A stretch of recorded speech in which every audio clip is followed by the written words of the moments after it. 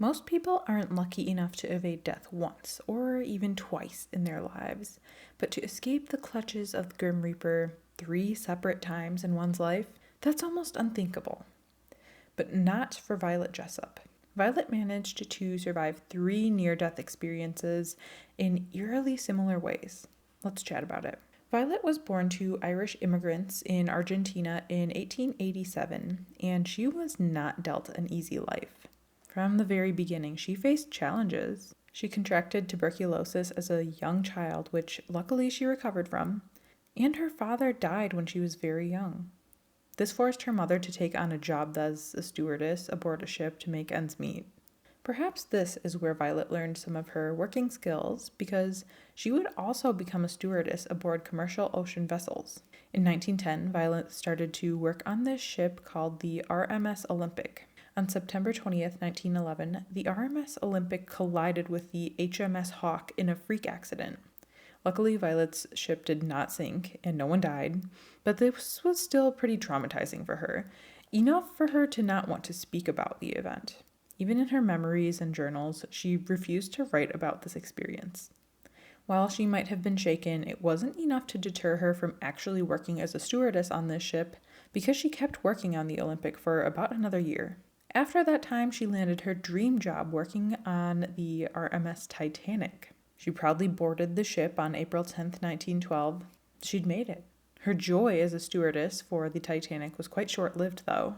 4 days to be exact, because, as most know, on April 14th, 1912, the Titanic struck an iceberg and sank to the bottom of the Atlantic Ocean.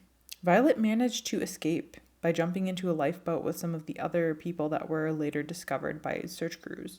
She returned to her home in Southampton and took some time to be with her family, understandably. After 2 near-death experiences at sea, nobody would expect her to return to the ocean. But she couldn't stay away, because after recuperating from the stress of the Titanic disaster, Violet joined the British Red Cross to work for the HMHS Britannic, which was kind of converted into this hospital situation.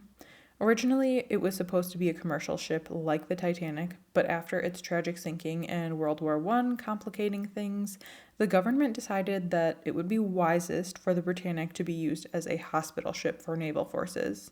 That is until November 21st, 1916, when the Britannic also sank. There's no proven cause for the ship sinking, but historians think it could have hit a mine, since the bow of the ship had a giant hole in it.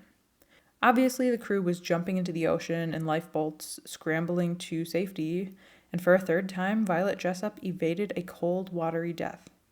In her memoir, she says, quote, "I leapt into the water, but was sucked under the ship's keel, which struck my head," end quote. She only found out from her doctor years later that she'd suffered a fractured skull from this incident, and it may have been the culprit for her many headaches. Somehow, Violet was still not scared enough of the ocean to stop being a stewardess, because she kept working for commercial liners. After all of this, she picked up the well-deserved nickname Miss Unsinkable. That is all I have for you on Violet Jessop, Miss Unsinkable. I can't believe she survived 3 separate sinkings. She was a very lucky woman. I hope you enjoyed this video. Please feel free to like and subscribe if you did, and I'll catch you in the next one. Bye!